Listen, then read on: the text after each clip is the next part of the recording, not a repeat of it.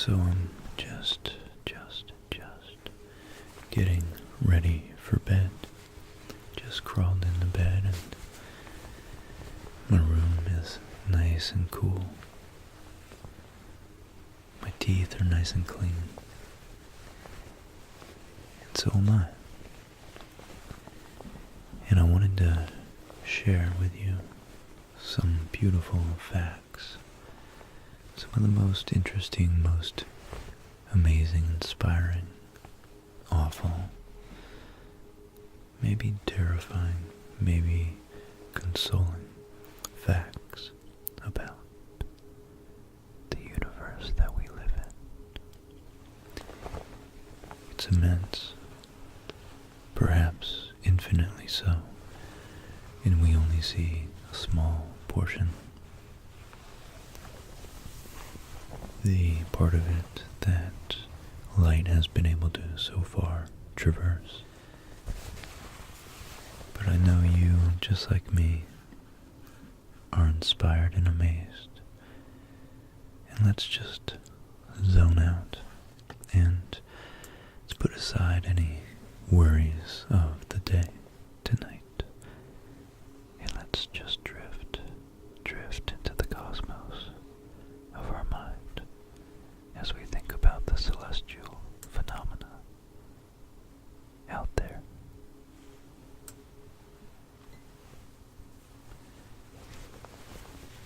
Speaking of out there, every single time you look into the night sky, you are looking back in time.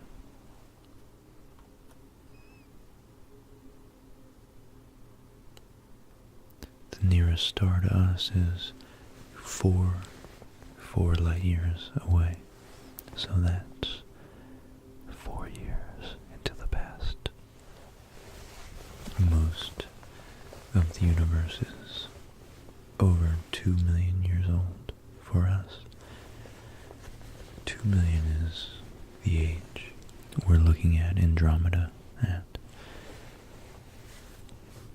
So, for all we know, 1,990,000 years ago, the massive black hole at the center of Andromeda could have exploded, and we're merely waiting for that light to reach us.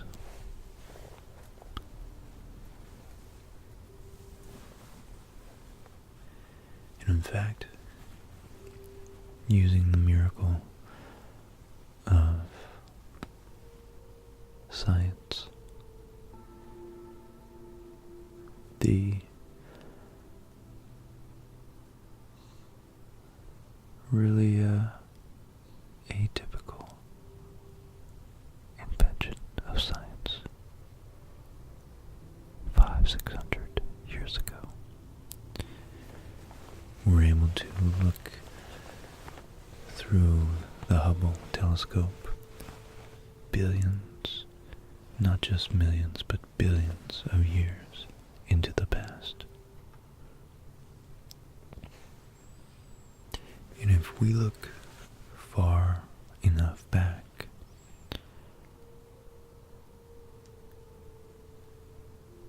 we can actually detect the cosmic microwave background.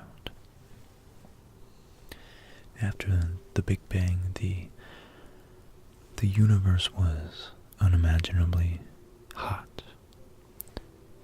So hot that protons, individual protons and neutrons that make up the nuclei of atoms, hadn't even cooled and coalesced. So this cosmic microwave background was from when the universe still hadn't recombined all of its subatomic particles. It was actually a hot plasma, a white, dense, hot plasma. This plasma was filled with a uniform glow. was like a white hot fog. And as the universe expanded, both the plasma and the radiation filling it grew colder.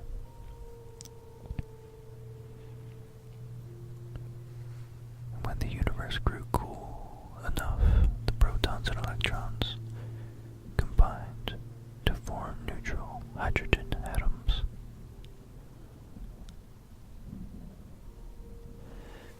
But unlike the uncombined protons and electrons, these newly conceived atoms could not absorb the thermal radiation, and so the universe became transparent instead of an opaque fog.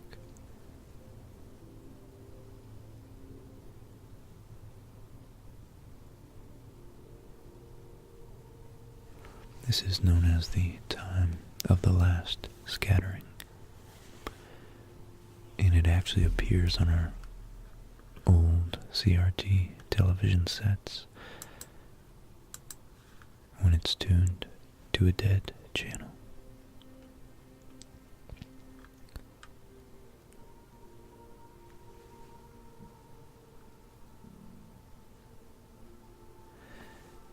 Another interesting thing is astronomers have actually discovered the largest known diamond in our galaxy. It's a massive lump of crystallized diamond called BPM 37093. They named it Lucy after the Beatles song Lucy in the Sky with Diamonds. It's found 50 light years away in the constellation Centaurus. It's about 25,000 miles across.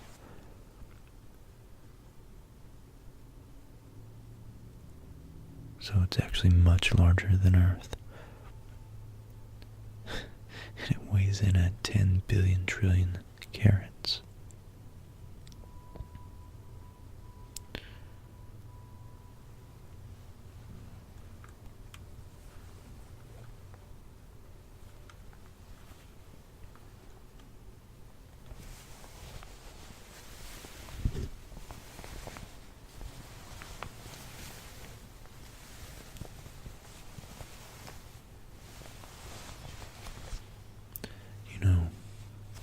We spin, electrons spin, quarks spin, the sun spins, the entire solar system itself rotates around the galaxy that is spinning. But the fastest, the absolute fastest thing in the universe that spins are neutron stars. And pulsars are actually a particular type of neutron star that emits a beam of radiation which can be observed as a pulse of light as the star spins. For a long time, astronomers thought that these were actually artificial beacons, lighthouse, signposts, navigational beacons for transgalactic or interstellar aliens to organize their bearings around. But as we've begun to observe a little more in depth, we've realized that these are naturally occurring phenomena, but nonetheless, even some of our satellites orient themselves in space using these very ostentatious physical celestial phenomena.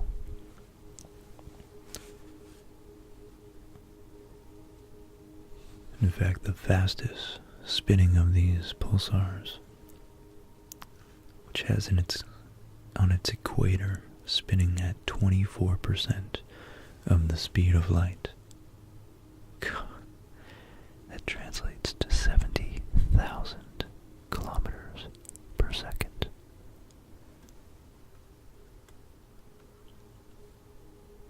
And these neutron stars, they're not just spinning fast. What's crazy is that they're so dense that a spoonful of neutron star weighs 1 billion tons. 1 billion tons. And speaking of dense objects, perhaps in the future we would be able to make black holes and then slowly absorb the Hawking radiation given off from it. If we were to collapse the entire mass of our Earth down to about the size of a marble, it would collapse in on itself eventually to become a black hole. One thing that's really, really cool to observe if you're lucky enough to be somewhere without light pollution is that the Andromeda Galaxy, the closest large comparable sized galaxy to our Milky Way, is actually 6 times larger than the moon in the night sky from our vantage point. 6 times larger than the moon, than the full moon. And it's still 2 million years away.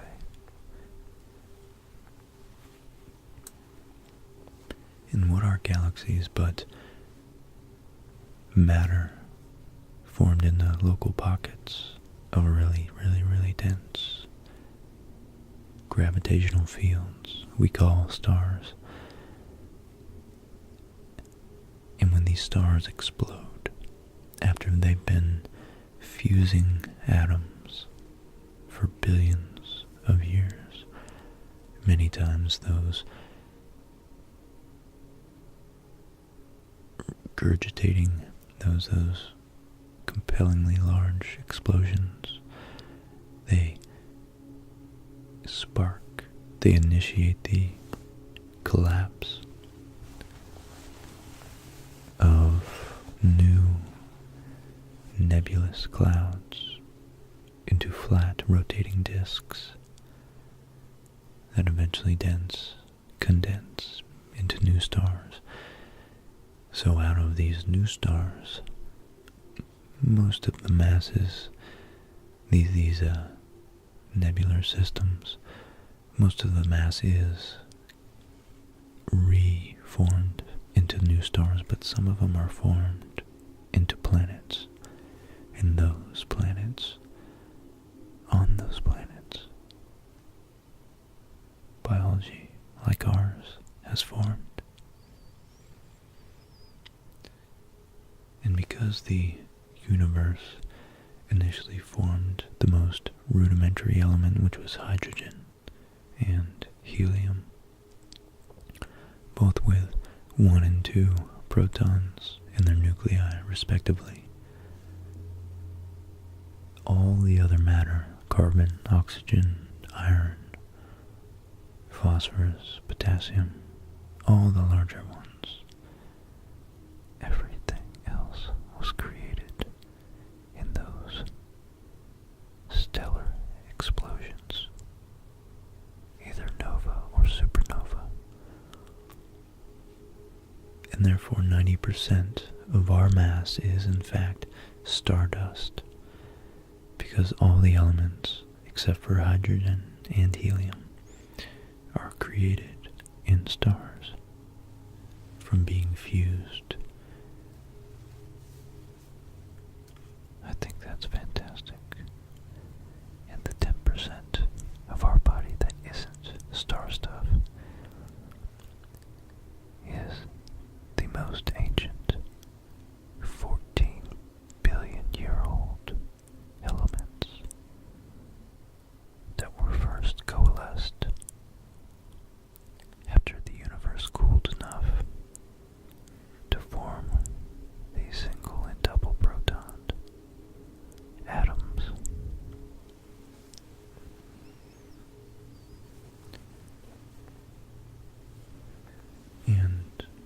pretty, God, it's really just majestic to imagine that there will be a time, maybe 100,000 billion years from now, like 100 trillion years from now, that our universe will be so evolved and will have used up most of its material and matter in our stellar fusions.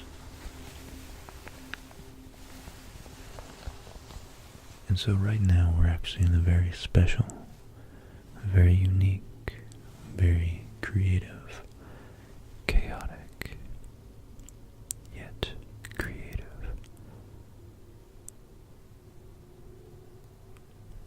point of the universe.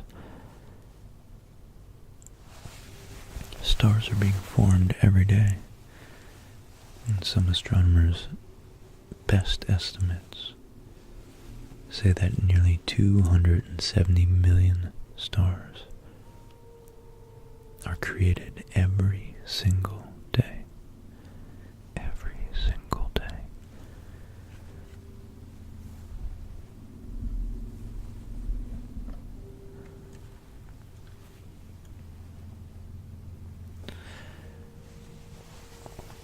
And that's why there's so many stars in our Milky Way.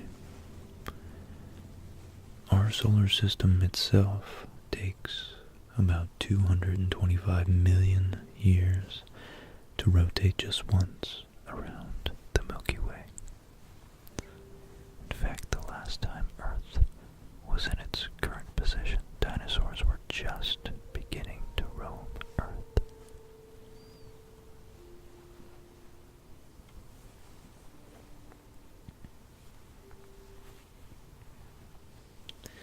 We always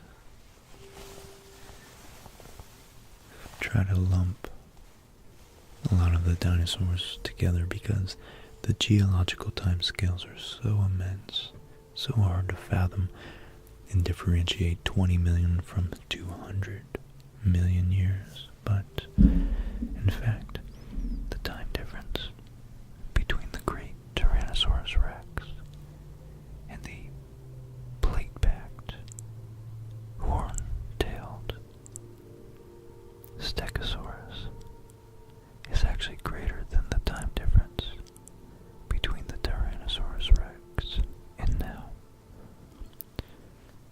So these two animals never actually lived together.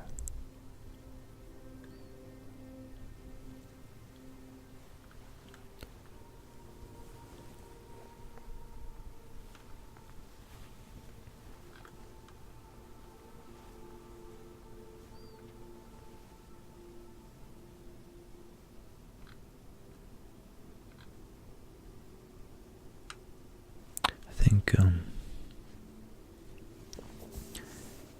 just the sheer immensity and mysteriousness of our cosmic environment, both far and near, is enough to keep us going for days. But if we turn it into ourselves and our biology on Earth, so many just humbling, profound facts as well, such as there are more bacteria that live and work in 1 linear centimeter of your lower colon than all humans who have ever lived on Earth. In fact, it seems like by mass we're mostly bacteria, which makes you think just how dependent we are, and just how complex our biological and biochemical structures are.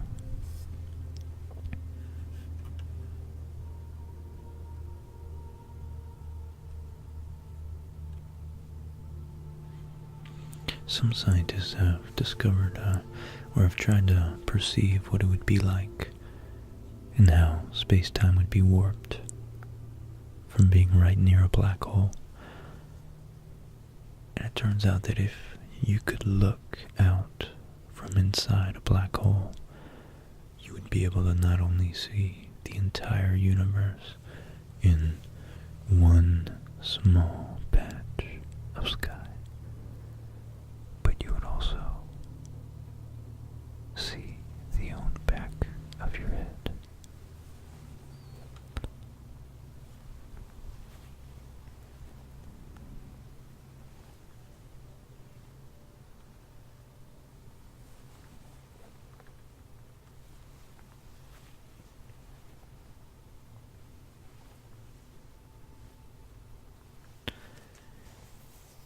You know, another interesting thing about our Earth is that its rotation is slowing at a rate approximately 17 milliseconds a century. And the length of the day for the dinosaurs was actually closer to 22 hours. But nonetheless, it's still pretty close to our modern day. And we, no doubt, have been adapted to sleep during these cycles.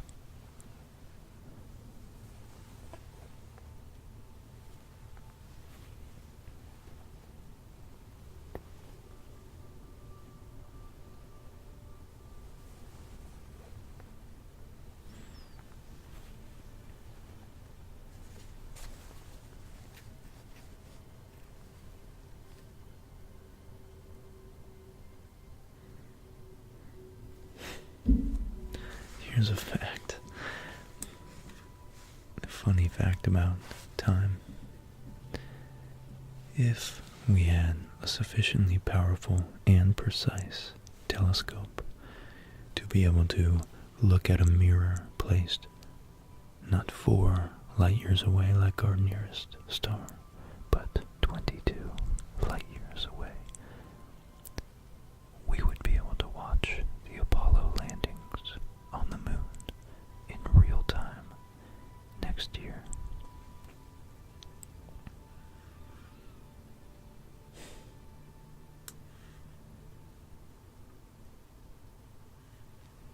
Sorry, in 2014. That would have been 44 years after the 1969 moon landing.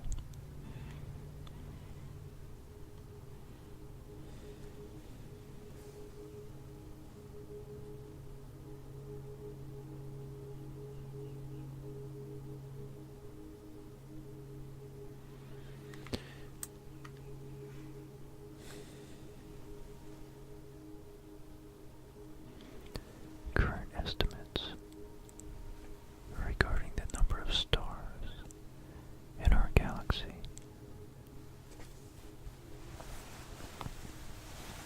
are up to 4 billion stars and up to 50 billion planets. So if even 1% of those are in the Goldilocks zone, there's possibly over 500 million planets. 500 million planets in our galaxy alone capable of supporting life.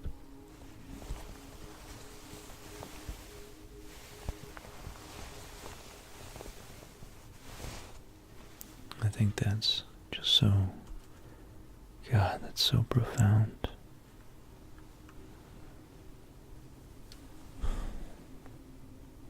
Wow. You know, given enough time, hydrogen begins to wonder where it came from and where it is going. I love that.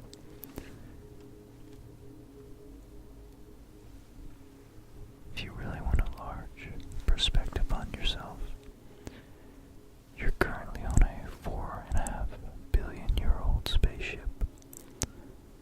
A self-sufficient, organic, complex spaceship.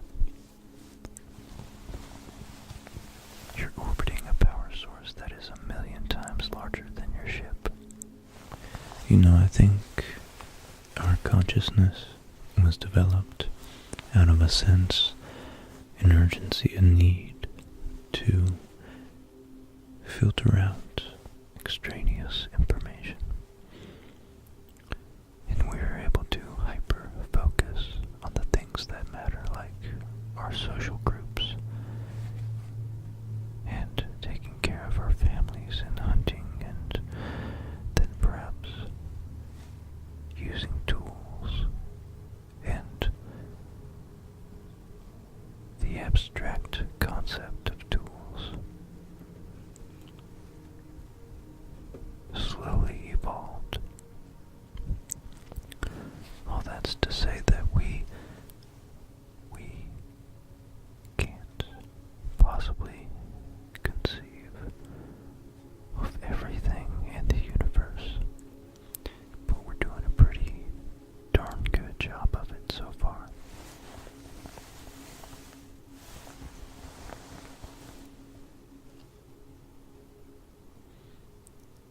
And I think the fact that there are 170 billion galaxies in the observable universe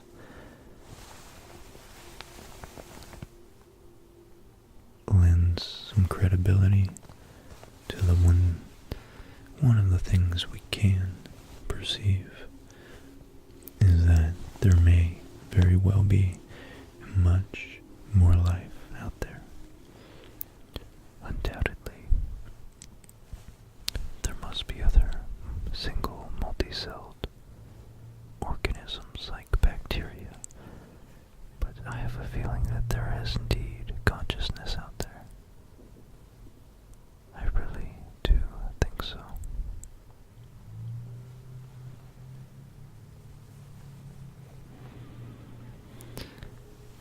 Because the universe, as entropic as it is, gravity is counteracting the entropy and coalescing matter, joining it together. And there's very interesting things like our brains that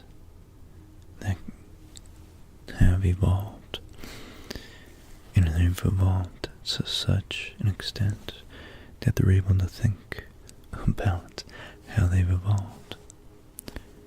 And in fact, the human brain is the most complex object in the known universe, with 100 billion neurons. And between those 100 billion neurons, there is a quadrillion connections. And we still know very little about this organic supercomputer and how it operates. But we do know the human brain is the most complicated thing we've ever discovered. It gives us the power to form language and culture and consciousness and the idea of self and the ability to learn, sleep, dream about what we've learned. And during our dreams, it automatically, I suppose with the help of some of our subliminal conscious actions and decisions we make in dreams, helps us filter out and sift through and sort and organize the day's events to retain all the valuable lessons learned and information gained, and discard all the trivial, superfluous nonsense that we don't need tomorrow. And we even have an inbuilt model of gravity, which is pretty useful.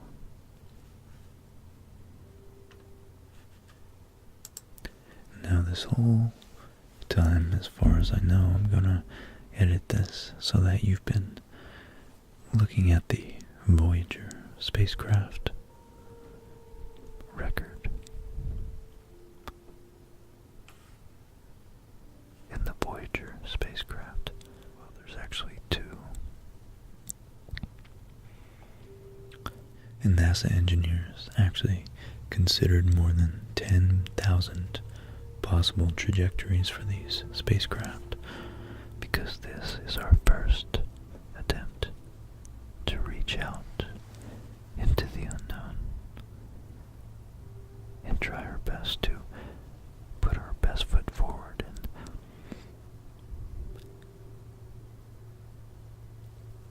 extend a welcome hand to any intelligent life that may stumble across it.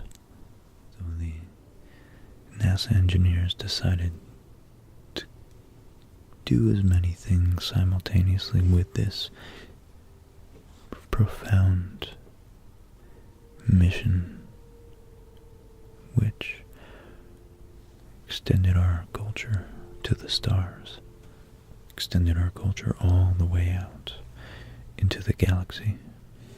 In our first attempt, the engineers needed to chart a precise course that would take the Voyager close to the planets, but not so close that the next leg of the journey was compromised. And actually, Voyager 1 was able to fly close enough to Saturn and Jupiter and still be propelled towards interstellar space.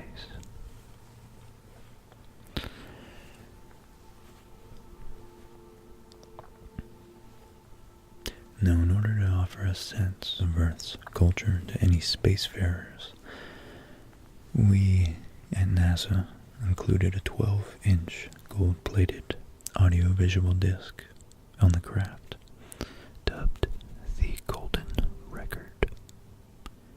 This disc contains a variety of content that was chosen by a committee chaired the late Carl Sagan. The disc includes photos and drawings, spoken greetings in many languages, and music, and other natural Earth sounds. For the convenience of any alien life form that discover the golden disc, NASA included a cartridge and needle for playback. However, the extraterrestrials will first have to figure out how to build a record player and a speaker. Including that technology would have added too much weight and bulk. So Anne Druyan, Carl Sagan's spouse, recalled that telling humanity's story was a sacred undertaking. She and Carl Sagan, in their group of, as she calls them, half a dozen very flawed human beings, had taken it upon themselves to represent humanity as a culture and as an aesthetic, to explain to anything that might be out there who and what we're all about. They arrived at the idea during a meeting of the American Astronomical Society in January of 1977. The Voyager probes would launch in late August, so representing the entirety of human achievement in a single recording would have had to be done quickly. So the group, as humans are wont to do, divided the labor. John Lomberg was in charge of assembling pictures of Earth. Timothy Ferris selected the music and Andrewian, the project's creative director, and later the co-writer of Cosmos, of course, oversaw the record's Sounds of Earth. Linda Salzman collected greetings from people around the world, and Sagan himself served as the liaison between them and NASA. The team set about researching, talking to historians and artists and ethnomusicologists. They reached out to political groups, documentarians. They recorded humans speaking, and among them, in perhaps the record's most iconic track, Sagan's young son sang, "Greetings from the children of planet Earth." Greetings from the children of planet Earth. The result was a time capsule that was, and still is somewhere out there in space, much more suggestive than summative. Humanity's cosmic mixtape.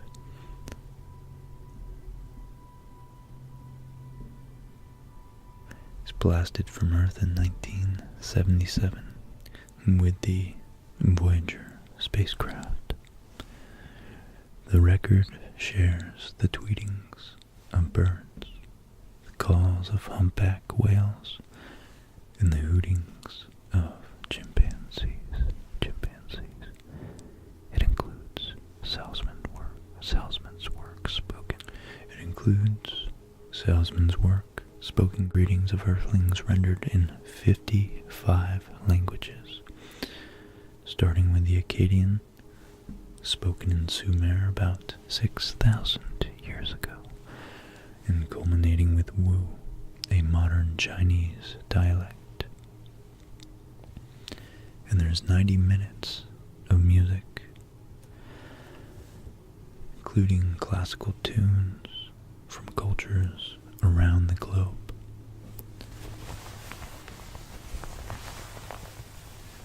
And this includes the first 2 bars of Beethoven's String Quartet, which sounds like this.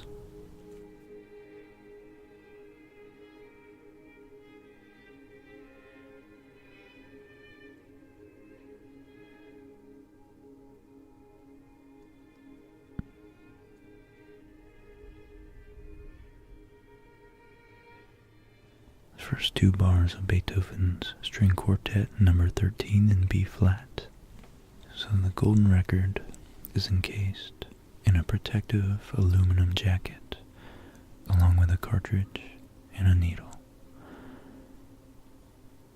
And both include symbolic instructions explaining the origin of the spacecraft and indicate how the record should be played. And ideally, the record is played at 16 2/3 revolutions per minute. The logic of all this is simple. It will be tens of thousands of years, if ever, before either Voyager can make a close approach to any planetary system that lies beyond our own. The spacecraft, as Carl Sagan puts it, will be encountered in the record player only if there are advanced spacefaring civilizations in interstellar space. So on the round circle, you can see it's actually binary code defining the proper speed. 3.6 seconds per rotation to turn the record. Each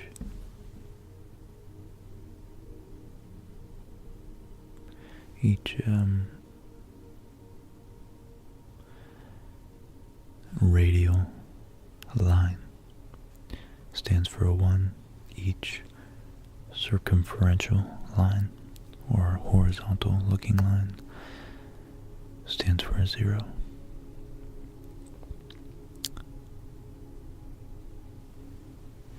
And the binary code to turn the record, and the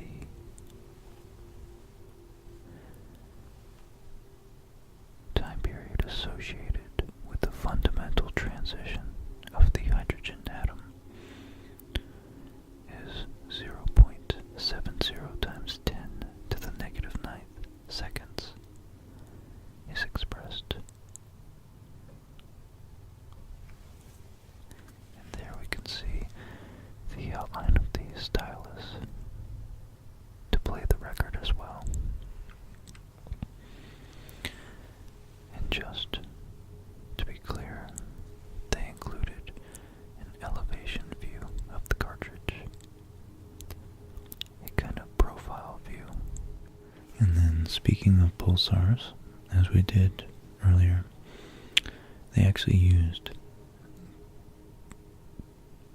14 different pulsars of known directions to triangulate, or whatever the word for 14 directions of alignment would be, our sun from them. The binary code actually defines the frequency of the pulsars. And then on the right, or the part I'm looking at, the one that looks more like a heartbeat diagram, whatever, the cardiac graph, is the general appearance of waveform of video signals found on the recording. And the binary code tells of the time scan about 8 milliseconds. And the triangular sawtooth waveform is the scan triggering.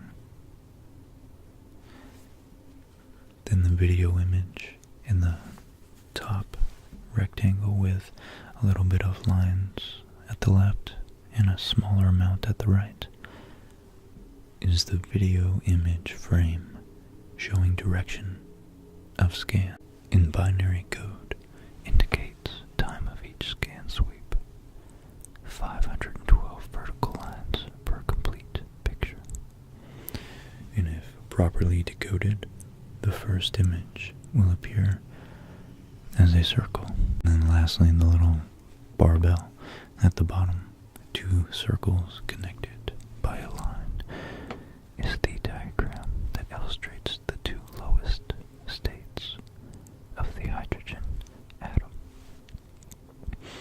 The vertical lines with the dots indicates the spin moments of the proton and electron.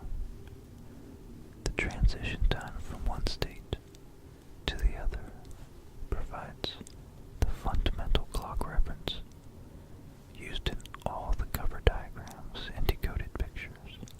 So that's just really very cool, very simple, pretty quite brilliant actually, that they knew they could stick with a constant, something that's a constant across the entire universe, or at least that we have observed would be a constant in our galaxy. The fundamental time it takes for the hydrogen atom to transition from one electron configuration to the next least energetic state.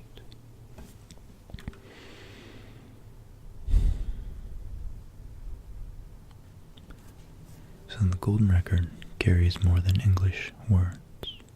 They carry our culture, and they carry the transcendent aspects of human existence. The art, the beauty, the ache, the joy. They offer what we have and what we are up to, and what we are to the cosmos. to anyone who might call the same space home. Jimmy Carter's soundbite put it nicely.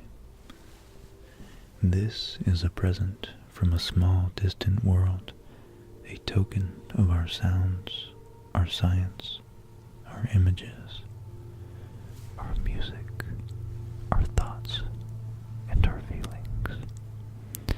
We are attempting to survive our time so that we may live into yours. Wow, it's beautiful to literally speak to the future. And I'm gonna leave it there. I don't think I could do any better than that. And I hope you guys are feeling nice and relaxed. I hope this really centered your sense of being and sense of self and sense of place and time and space. We are in a vast, mysterious cosmos, but we have each other, we have our history, and there's so much of it to explore and so many shelves of books to read through. As Nietzsche put it, the human life is packed with so much to explore that even hundreds of years still wouldn't yield boredom. And I think that's true. I think